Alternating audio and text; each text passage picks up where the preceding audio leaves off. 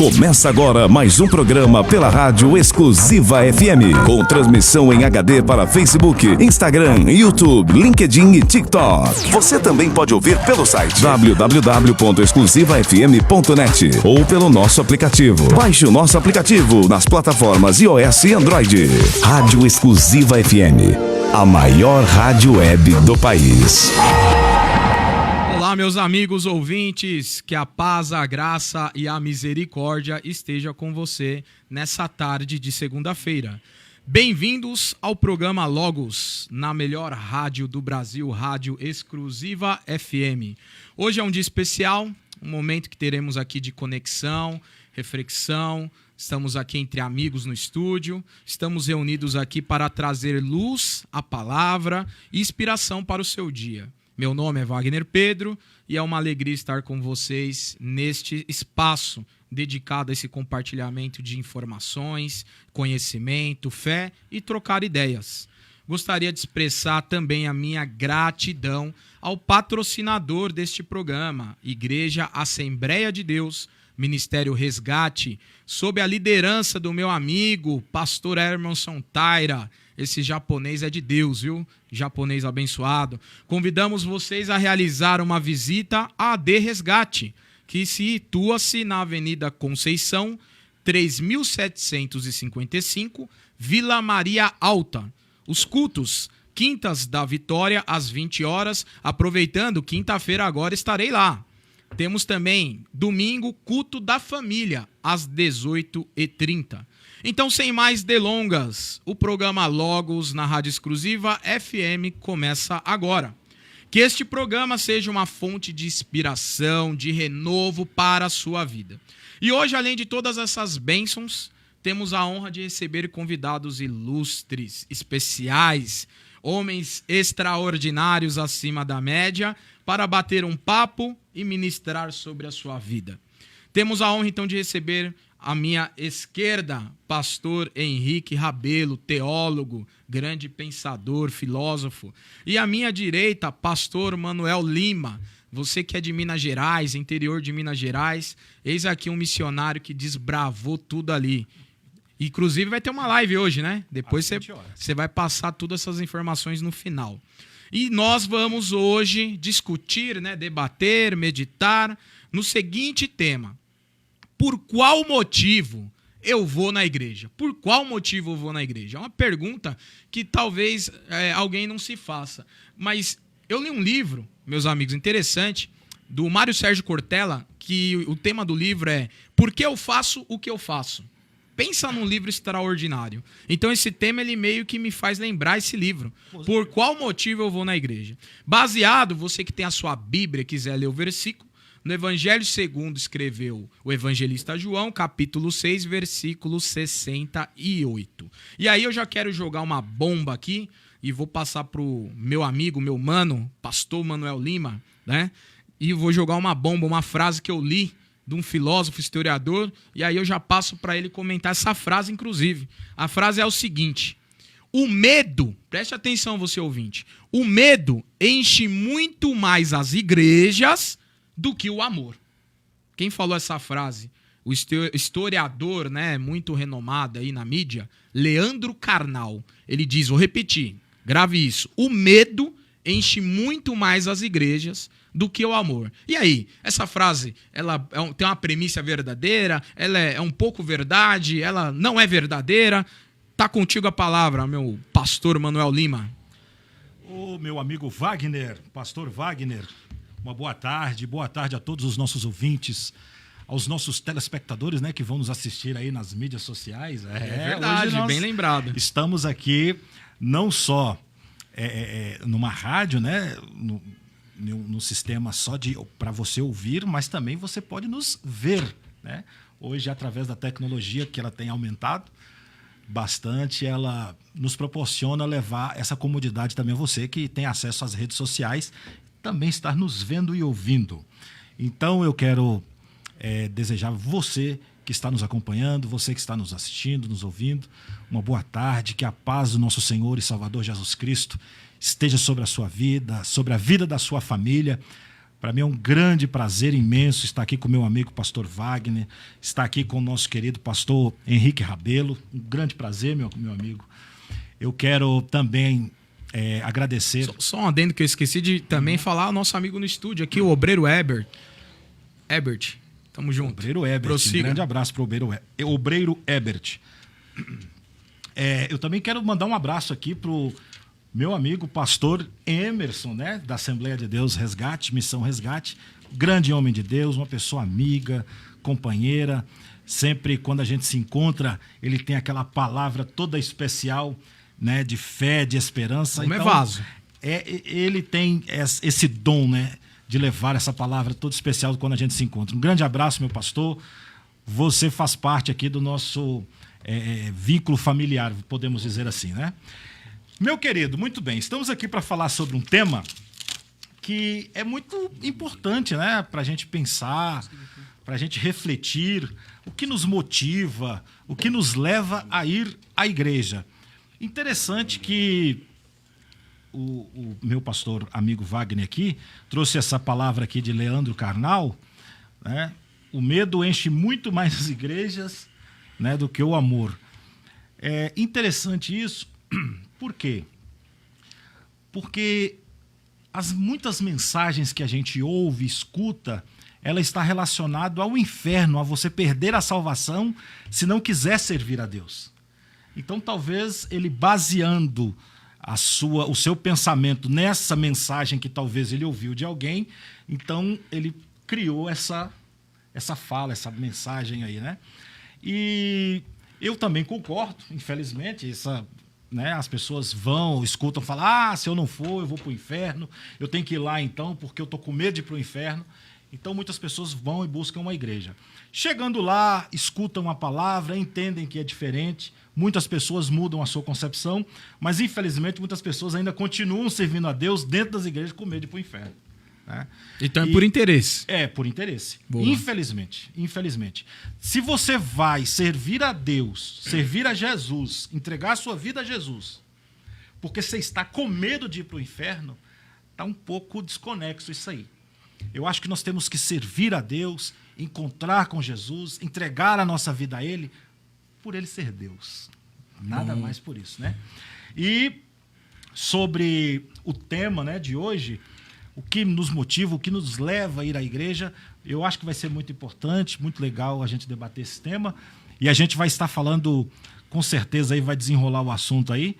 E eu já quero deixar só um pensamento aqui rápido, que o que eu penso, né, dentre de muitos motivos que me levam a ir à igreja, o primeiro, principal, primordial para mim é a recepção pessoal. Você fala a igreja como instituição. Como instituição. Entendo. Vamos colocar aqui. Nós estamos falando de igreja aqui, instituição. De maneira nenhuma como pessoa. Ser humano, não. Estamos falando de instituição. Então, a instituição, primeira coisa, dentro de muitos motivos, de muitas razões porque eu vou na igreja, o primeiro dele é uma recepção pessoal. Certo. Por que essa recepção pessoal? Eu preciso me sentir bem, acolhido, amado dentro da igreja. Porque isso pode desenvolver até o foco principal, por que a gente vai lá. Mas a gente eu vou fazer uma pequena observação, colocar um ponto aí e já passo para o pastor Henrique aqui. Que é para o ouvinte, que às vezes não está muito familiarizado, né? Sim.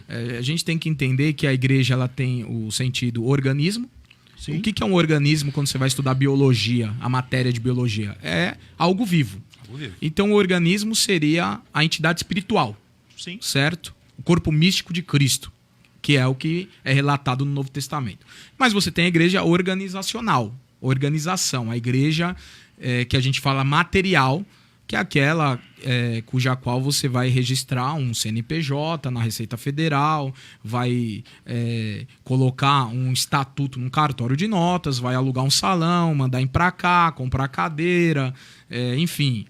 Aí essa igreja a gente chama de institucionalidade, né? Uma instituição. Exatamente. Né? E é dessa que nós vamos falar então. O que leva uma pessoa a ir na igreja como instituição? Perfeito. Pastor Henrique? Senhores, a paz do Senhor Jesus, boa Amém. tarde. Para mim é motivo de muita alegria e satisfação poder estar aqui nessa roda de amigos. Para mim é muito gratificante poder conhecer o pastor Manuel Lima Obrigado. Eu fico muito feliz pela companheirismo, né?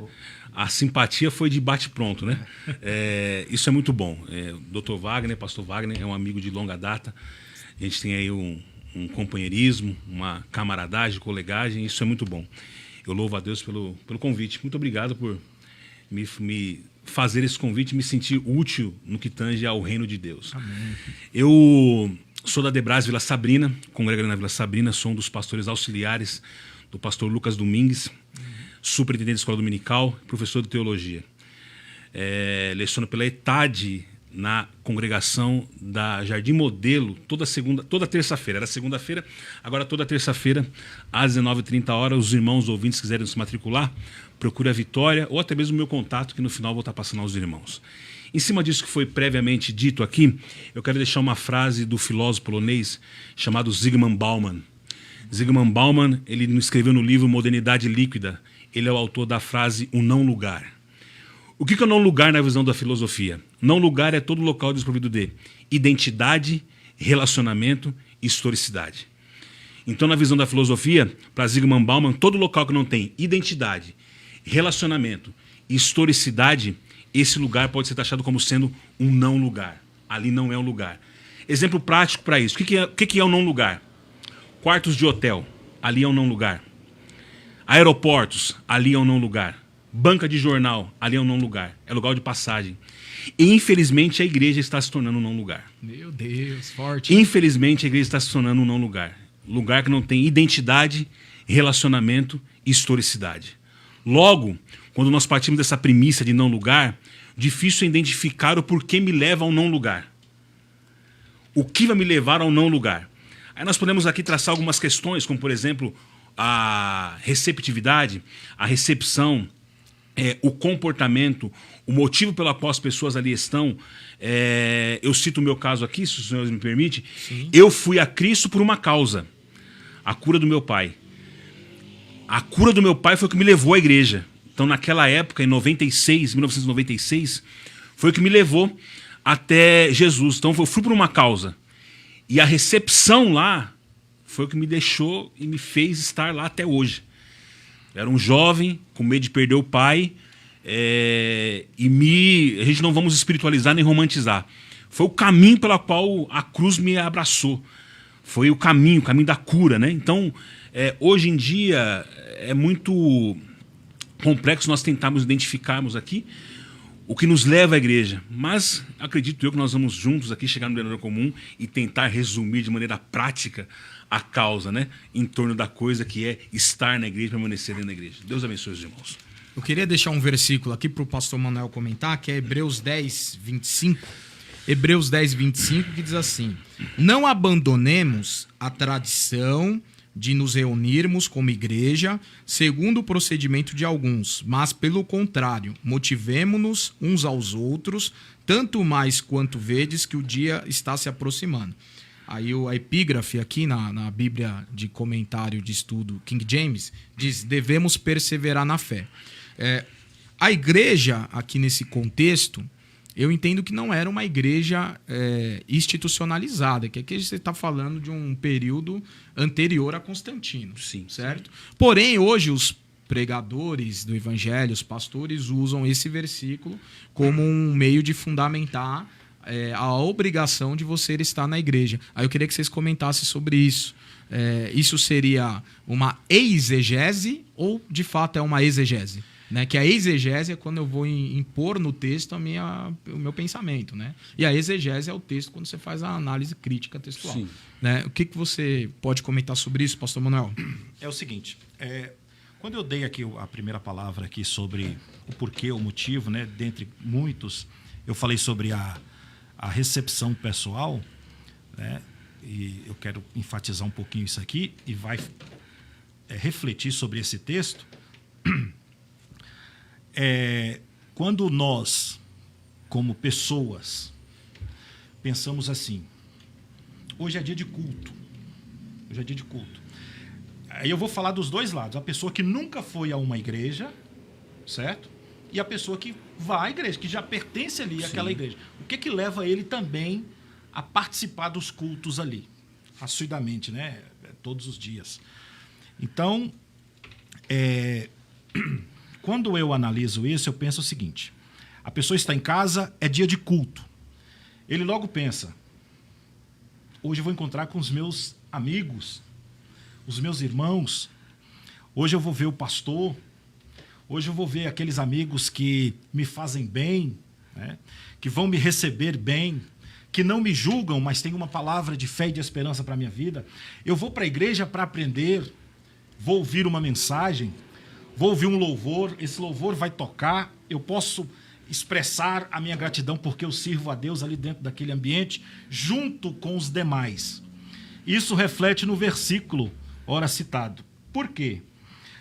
Não deixar a congregação, porque hoje é completamente diferente, né? Hoje, como o senhor disse, irmão Wagner, está institucionalizada a igreja. Então é completamente diferente. O povo antigamente, aonde eles se encontravam, reuniam um grupo, ali era igreja. Ali era igreja. Então ali eles já compartilhavam, eles comiam, né? Comungavam, conversavam, oravam juntos, né?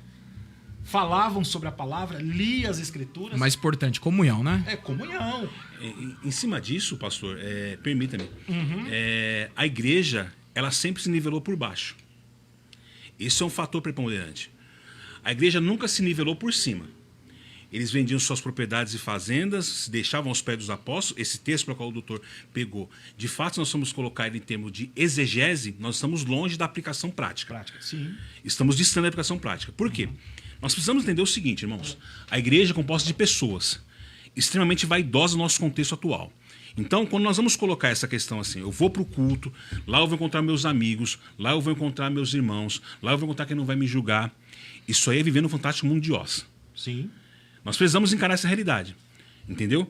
Quando eu aceitei Jesus, eu era adolescente, era jovem, e ninguém falou para mim, lá atrás, que eu ia encontrar na igreja pessoas que queriam me decepcionar, pessoas que queriam me frustrar, pessoas que queriam me desanimar.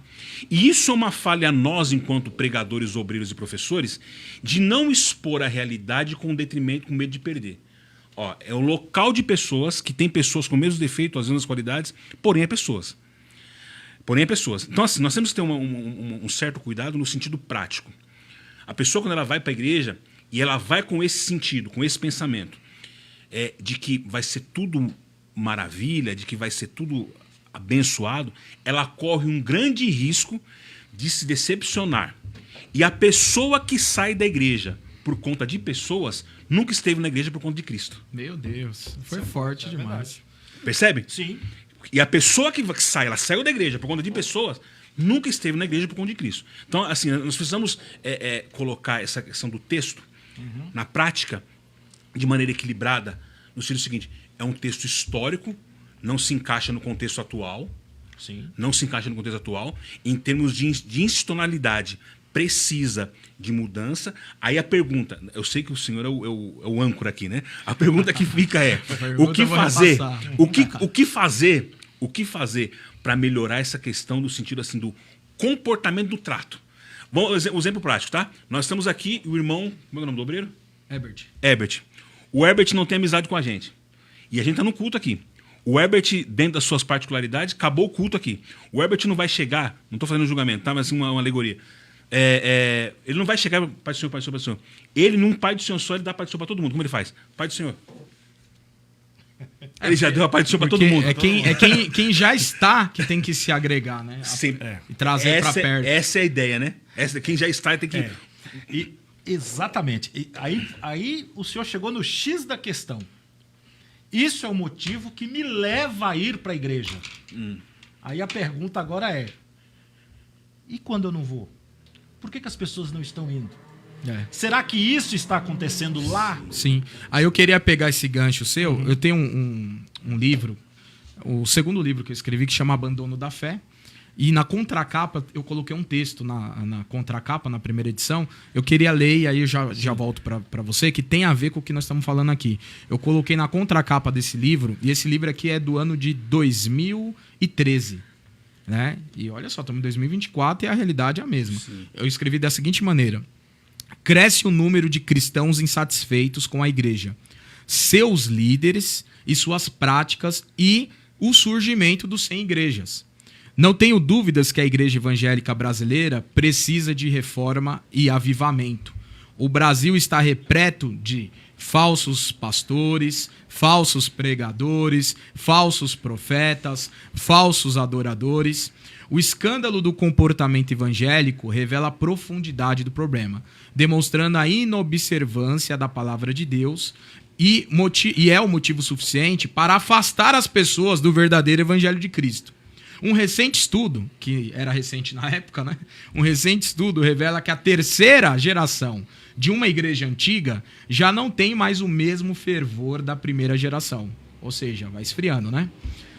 Fora as mensagens que estão sendo pregadas nas igrejas em todo o Brasil, que não é alguma moda do momento, que se não for alguma moda do momento, é alguma mensagem terrorista, do tipo de pôr medo nas pessoas, que mostra um Deus tirano, que diz mais ou menos assim, faça a minha vontade, se não. Sim. Ou ao contrário, um Deus coach, que somente tem na essência o amor e que ele te ama incondicionalmente do seu pecado. Ou seja, os exageros, os extremos, né? E por causa desse Deus que mete medo, ou desse Deus que nunca pune, que muitos irmãos e irmãs estão se apavorando ou se perdendo. Por exemplo, com a ideia de Jesus voltar e apanhá-los desprevenidos ou com algum pecado inconfesso, ou praticando pecado e achando que não haverá justiça. Por outro lado, aqueles que temem o castigo ficam naquele pensamento. O que será que acontecerá se Jesus voltar? Não vai nos levar no arrebatamento, deixando-nos aqui para vivenciar a tribulação dos fins dos tempos? Enfim, prega-se a lei, mas não se prega a graça de Jesus. E é conhecida a frase do grande escritor E.M. Bonds: homens mortos tiram de si sermões mortos, e sermões mortos matam. E aí? Muito bom. Então é o seguinte, muito feliz o seu texto, muito bem colocado, no momento certo, expressa o que está acontecendo. Então é o seguinte, vamos lá. O que me motiva a ir à igreja? Então eu citei aqui alguns dos motivos, né? Uma recepção pessoal, enfim, tantos outros. Mas vamos ficar nessa aqui por enquanto.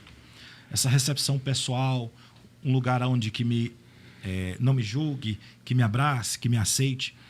Esse deveria ser o correto papel da igreja. Perfeito. Igreja, instituição. Certo? Sim. E a mensagem anunciada não deveria ser uma mensagem para amaciar ou massagear o ego de ninguém, mas a mensagem que Pedro cita no texto. Jesus pergunta, vamos voltar no texto lá, Evangelho de João, capítulo 6, versículo 68. Só para a gente fazer um pano de fundo aqui, para a gente entender o porquê que Pedro diz que respondeu Jesus que só ele tinha palavras de vida eterna. Por que Pedro respondeu isso? Jesus estava tendo uma conversa, um diálogo, com os seus discípulos. Além dos 12, tinha mais discípulos com Jesus. Certo. Né? Alguns historiadores dizem que faziam parte daqueles dos 70 que ele escolhe, que cita lá no livro de Lucas, no Evangelho de Lucas. Né? Haviam outros discípulos. Então tinham mais pessoas ali. Então Jesus começa a falar para aquelas pessoas que estavam ali, para os seus discípulos, acerca da sua do principal, do real motivo que ele estava aqui na Terra.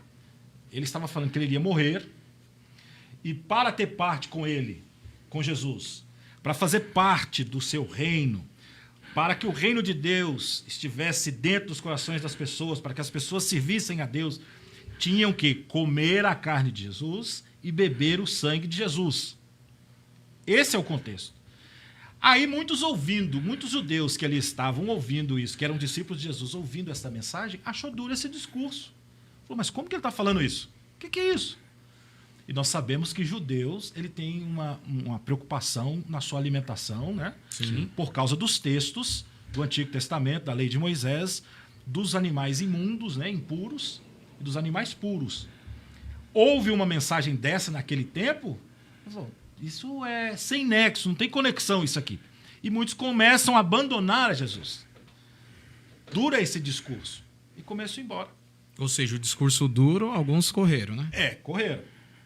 Então, Jesus olha Olha só no versículo 67. Vou ler o 66. Desde então, muitos dos seus discípulos tornaram para trás e já não andavam com ele. Então disse Jesus aos 12. Aí Jesus olha para os 12 e fala: quereis vós retirar-vos também? Vocês querem ir embora também? Versículo 68. O que é que Pedro diz? Mas para quem iremos nós, Senhor? Se só tu tens palavras de vida eterna. O que é que Pedro está dizendo? Pedro nos traz uma informação muito importante. Só Jesus tinha uma mensagem que apontava para a eternidade. Palavras para a salvação. Então, o meu ponto principal, o meu objetivo principal quando eu vou à igreja, ouvir uma palavra de salvação. Podemos aplicar o texto assim. Será que a igreja hoje em dia tem se preocupado em transmitir uma mensagem de salvação? Nos púlpitos hoje, nós temos falado sobre salvação. O que é salvação? Como que vai acontecer? Se você quer ser salvo, o que você deve fazer? Aqui entra um paralelo, porque salvação é individual. A minha missão é anunciar a palavra, aprendermos através da palavra como ser salvo. Se a pessoa não quer ser salvo, mas ela quer continuar indo na igreja, isso é uma questão pessoal dela. E eu tenho que respeitar isso. Então tem muitas pessoas dentro da igreja que não querem ser salvos, eles só querem ir para a igreja. E eu vejo também, Manuel, e aí eu queria colocar um ponto aqui, aí depois posso o Henrique comentar também, que tem pessoas também que fazem do ativismo religioso a sua religião. Ele não segue a Cristo, ele segue aquela pauta religiosa. E aí eu quero até ler uma frase que eu achei interessante, aí eu posso o Henrique comentar também. Como disse certo pensador, a religiosidade é como um aquário que nos prende e nos separa do oceano da graça de Deus. Então tem pessoas que estão presas ali aos seus dogmas, aos seus costumes, a sua rotina, sua pauta semanal, e quem não está seguindo naquela mesma modus operandi, ele acha que não está salvo. Que não está salvo. Tem isso também. Sim. Aí eu não sei se você concluiu, depois que você concluir, pastor Henrique comentar também, inclusive essa frase, né? É interessante, né? A religiosidade é como se fosse prender num aquário, né? Sim. E a graça de Deus é como se fosse um oceano infinito aí, né? Exatamente. Então, assim, existem pessoas que estão na igreja e que não querem ser salvas, né? Eu coloquei aqui. E muitas pessoas enxergam isso através das atitudes, de como que essa pessoa vive. Só que quem garante que essa pessoa não vai ser salva? Ela está dentro da igreja. Você quer batizar? Você quer ser batizado? Nós temos uns costumes dentro da igreja. Você quer ser batizado? Quer uma ordenança? Aí você vai participar? Não quero. Só quero ficar vindo aqui na igreja, participando aqui dos cultos. Como é que a gente faz, pastor Henrique? Dentro desse tema, usando também o texto como base, tá? O texto de João 6. Aqui, segundo Flávio Joséfo, já é uma igreja invisível. Já é uma igreja itinerante. A igreja mística já que seguia Jesus, né, de um lado para o outro. Sim. Se você analisar o capítulo 6 de João, você vai ver que só no capítulo 6 tem 2 milagres. Aqui tem 2 cenários, tá? O cenário da bênção e o cenário do confronto. Jesus não é somente conforto, Jesus ele é também confronto. Ele não é somente transformação de pão e peixe, sinais e milagres. Ele é batismo de caráter. Sim.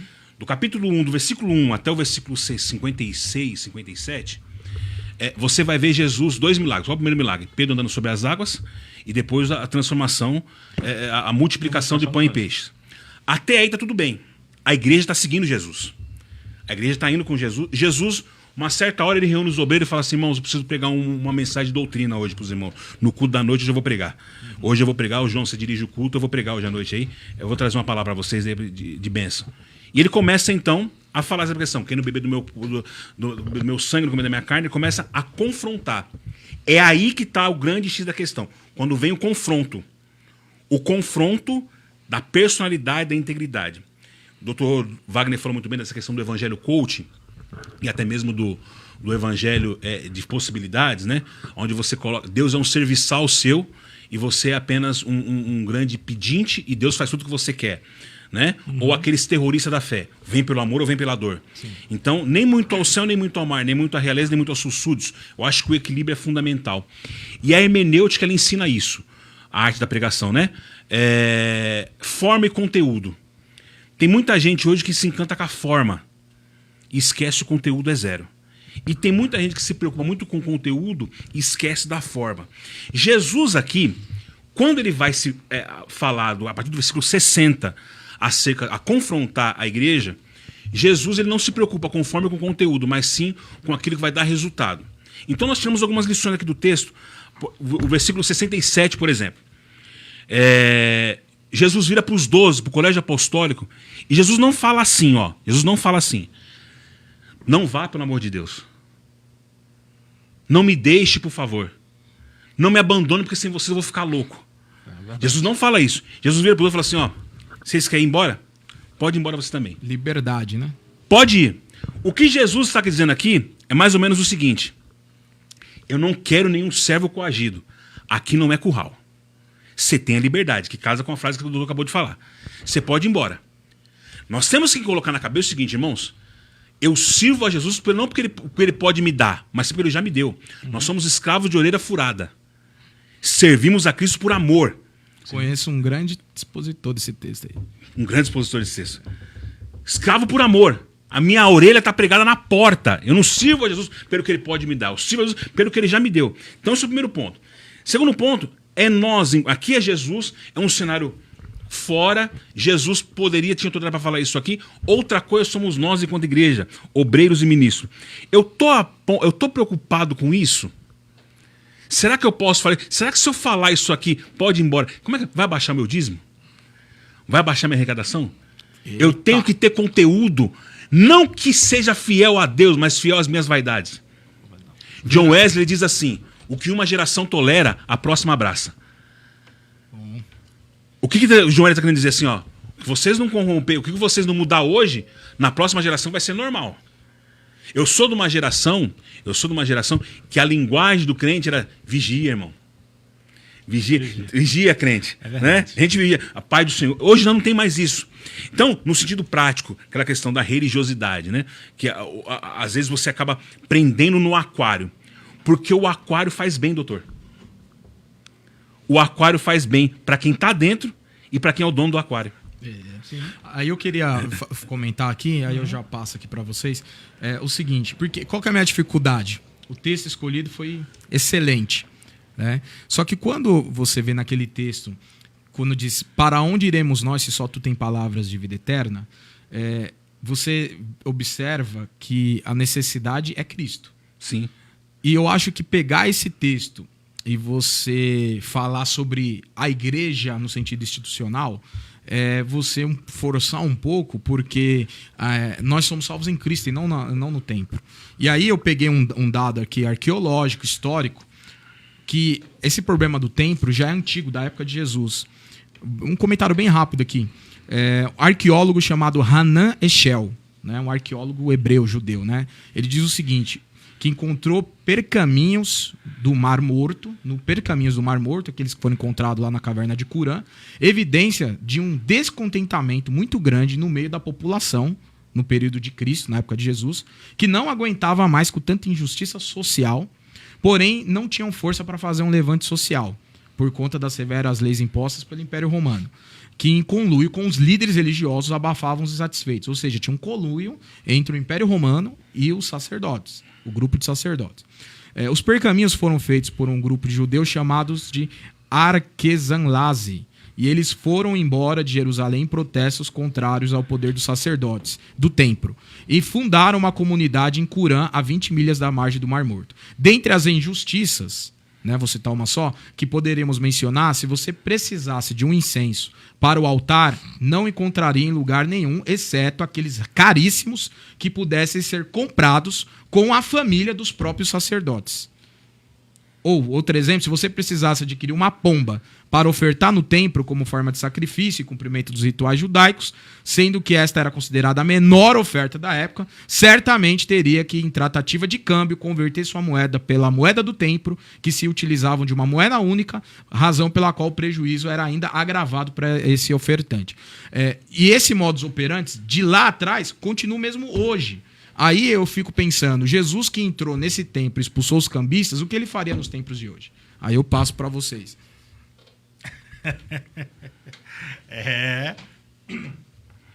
O que Jesus faria hoje, né?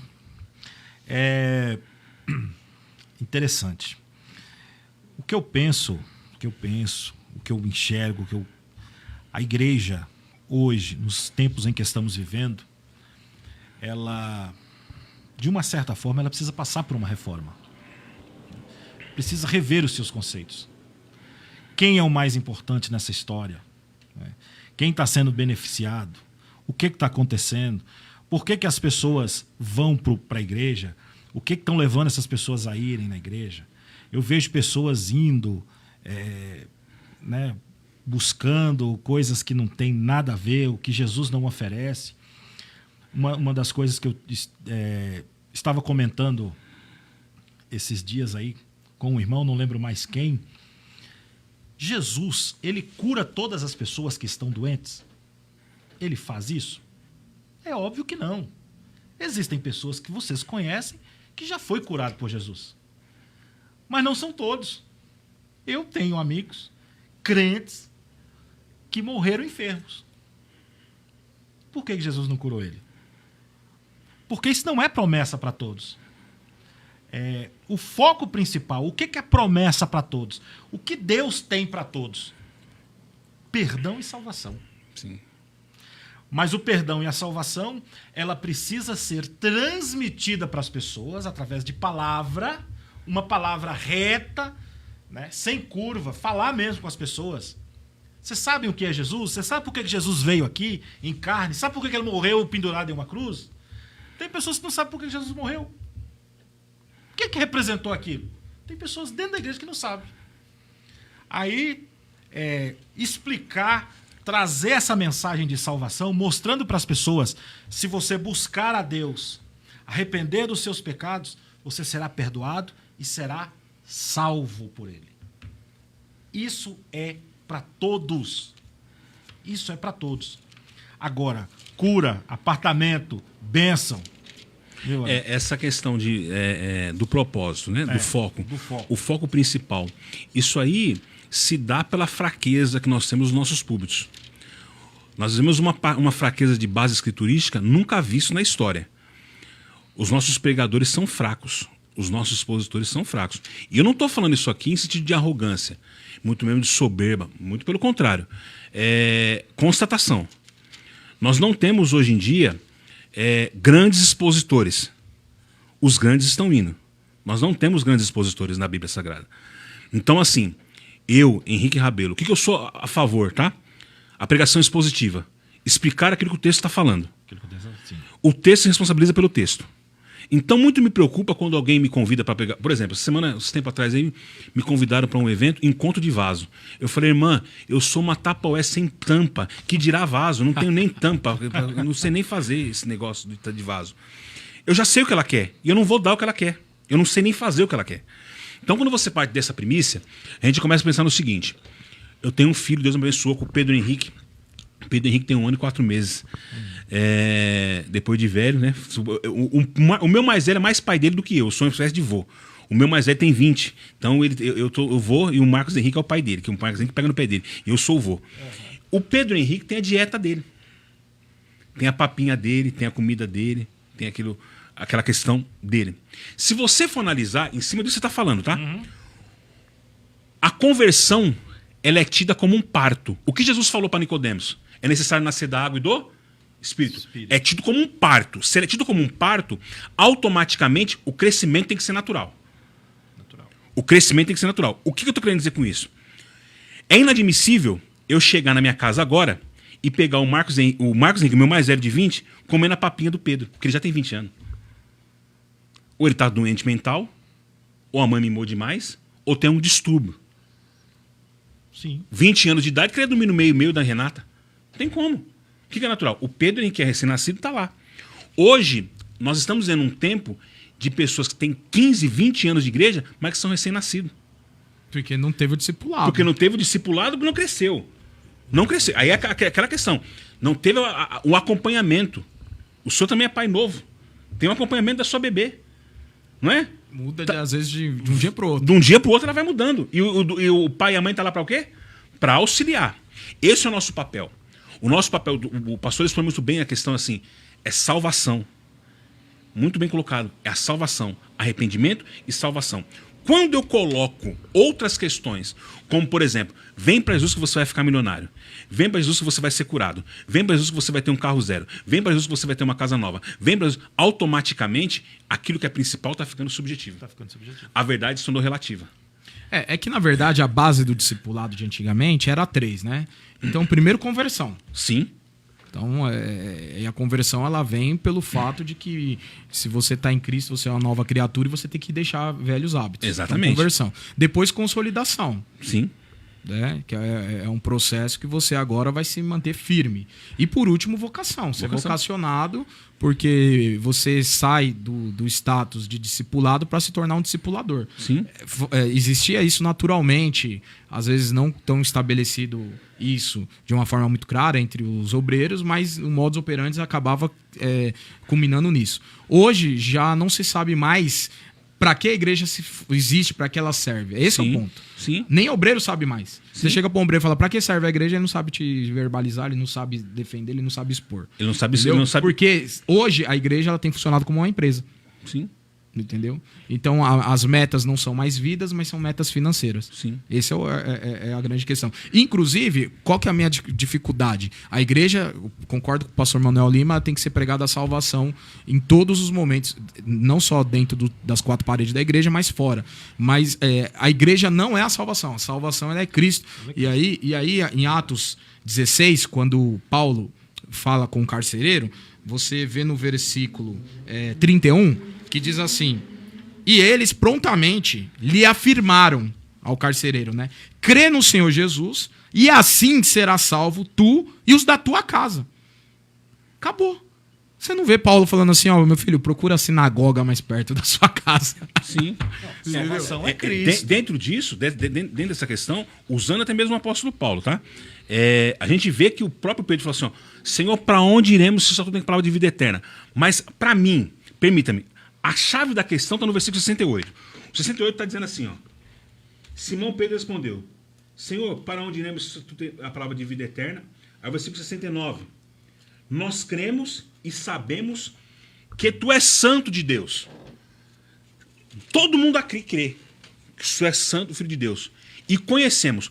O sentido mais prático aqui e mais vulgar aqui, para se aplicar esse texto, Pedro está querendo dizer mais ou menos assim, nós cremos, mas nós também experimentamos que tu és o Cristo de Deus. Sim. Crer é no coletivo, experimentar é no individual.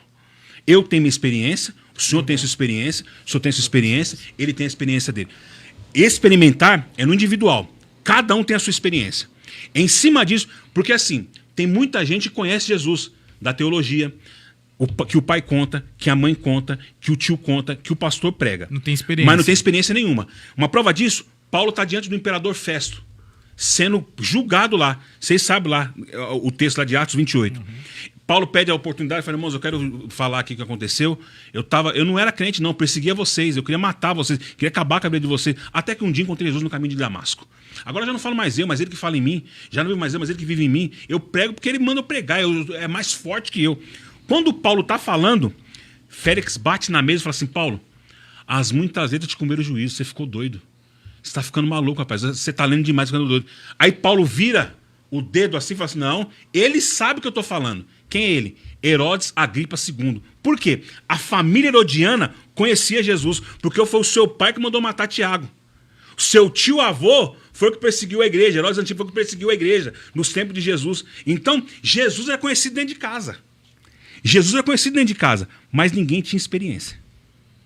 Isso foi forte. Ninguém tinha experiência, irmão. Então, assim, quando a gente pega dessa questão, o pastor falou, eu acho que a gente precisa de uma reforma. Com todo respeito, tá, pastor? Eu, particularmente, acho que não precisa de uma reforma. Eu acho que precisa de encontro.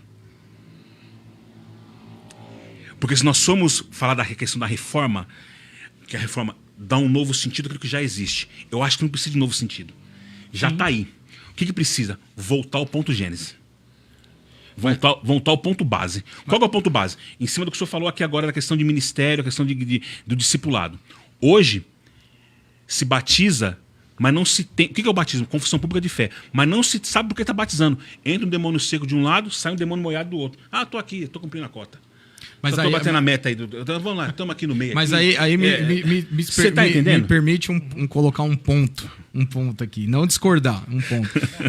O pastor Manuel, quando ele fala de reforma, eu penso o seguinte: reforma, você tem uma casa e aquela casa ela ficou velha por uma razão ou por outra, tá com vazamento, tá com filtração, tá com isso, com aquilo, você vai fazer uma reforma. Sim. Você não vai fazer uma nova casa. Entendi. Certo? Então assim, a base ela tá ali, certo? A reforma que eu vejo hoje, ela não necessariamente é uma questão teológica, mas é uma questão do modus operandi, como a igreja está operando, então, como a igreja está funcionando.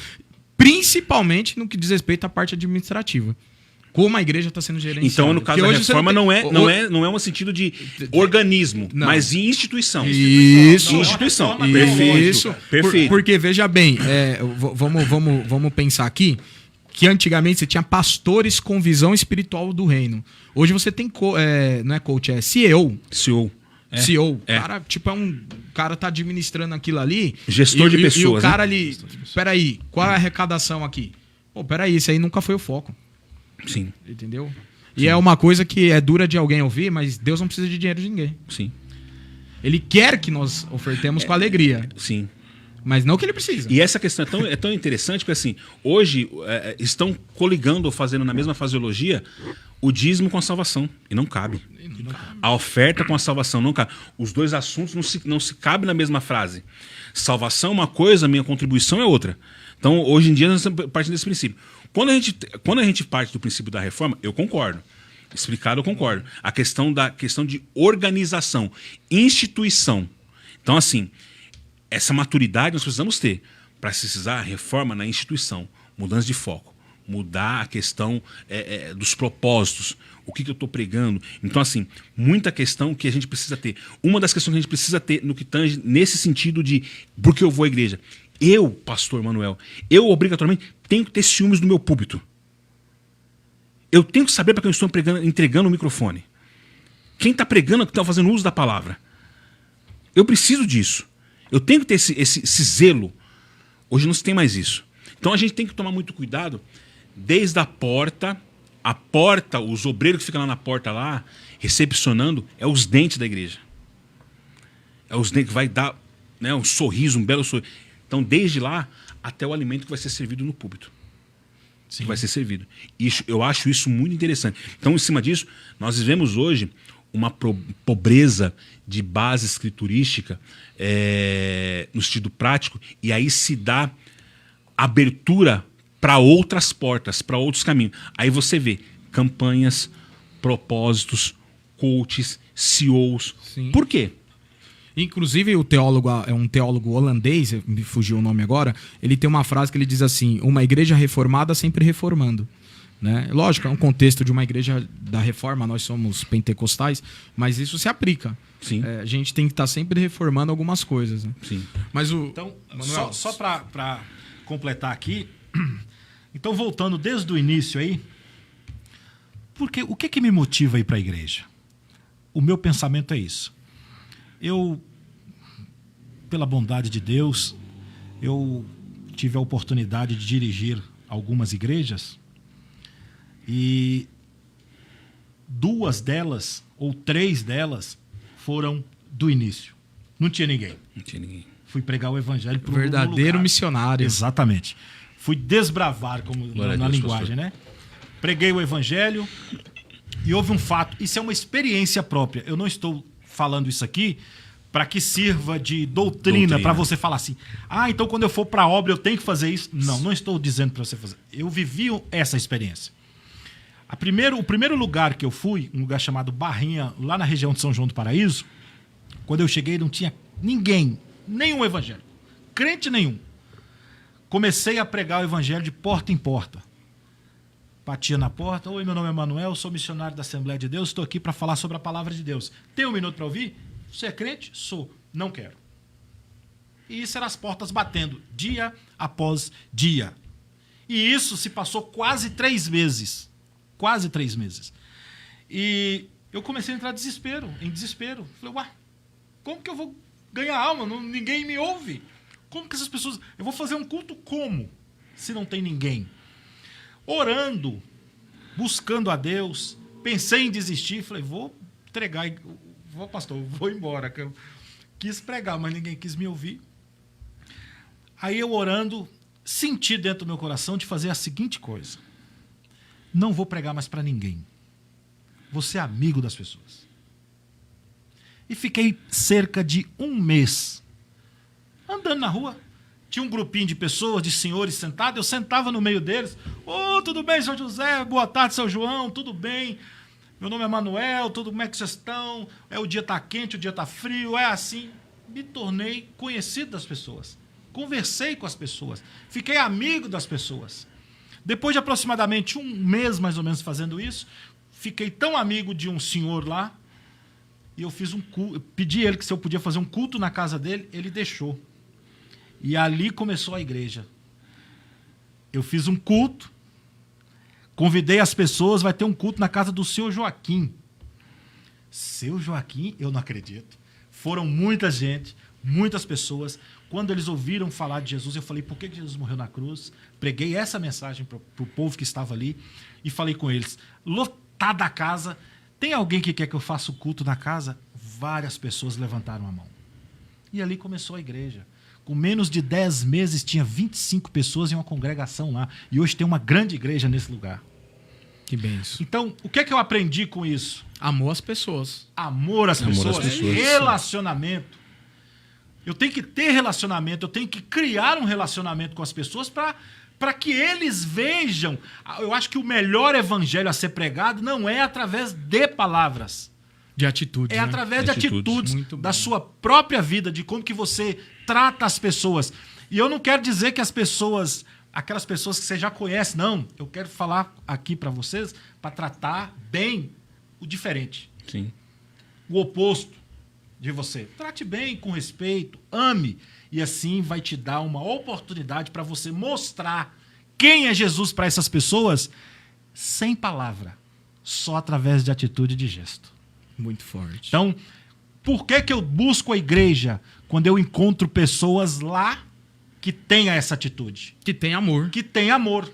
Que aí Mahatma Gandhi, ele fala assim, em uma ocasião ele fala assim: eu amo a Cristo, mas aborreço dos cristãos porque os cristãos não são como Cristo. Não são como Cristo. Essa semana teve até um vídeo aí de um famoso aí, Mano Brown, falando que a torcida de Jesus é que é problemática.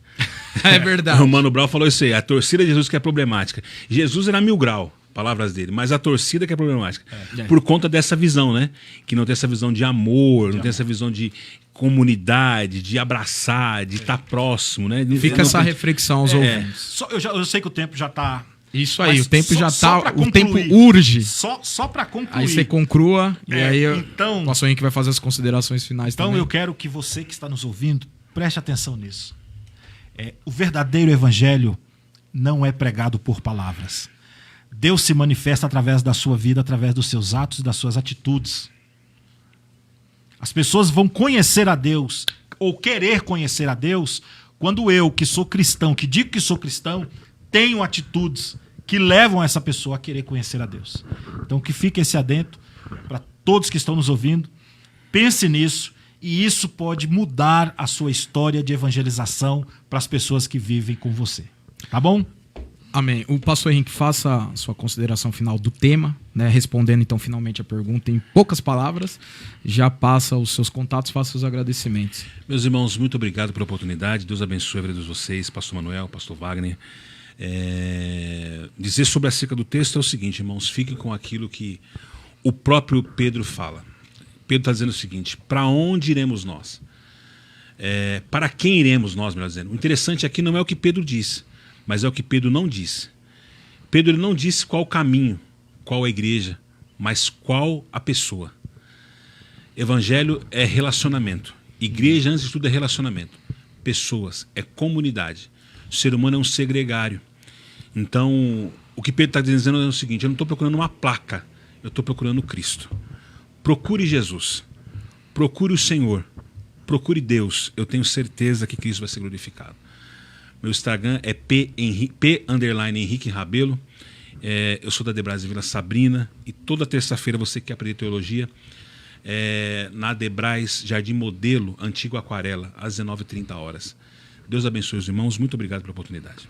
Amém. Manuel, você tem 1 minuto aí para passar seus contatos e fazer a chamada para a tua live hoje à noite. Isso.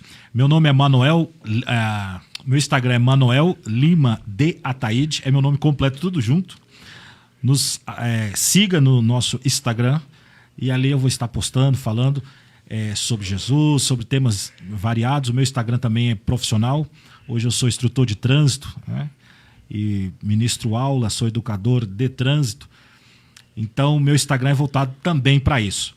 Então, nos siga. Hoje, às 20 horas, estarei numa live lá com o pastor de Minas Gerais, falando sobre Jesus. Ok? Um abraço, muito obrigado. Deus continue abençoando, pastor Wagner. Deus continue te abençoando, meu pastor Henrique. Muito bom conhecer o pastor, né, os nossos irmãos. Que Deus abençoe a todos. Muito obrigado. Amém. Vou encerrar aqui em 1 minuto. Então chegamos ao final do nosso programa Logos, na Rádio Exclusiva FM. Foi uma jornada incrível aqui, aprendizado, inspiração com nossos amigos. Agradeço a todos os ouvintes por estarem conosco, compartilhando esse momento especial. Quero expressar aí a minha profunda gratidão à Igreja Assembleia de Deus Ministério Resgate, por seu valioso apoio e patrocínio, por ser uma luz para esse programa. Possamos continuar fortalecendo esses laços, crescendo juntos e desenvolvendo esta rica amizade. Lembre-se sempre da palavra de Deus, querido ouvinte. Ela é uma fonte inesgotável de sabedoria, de amor.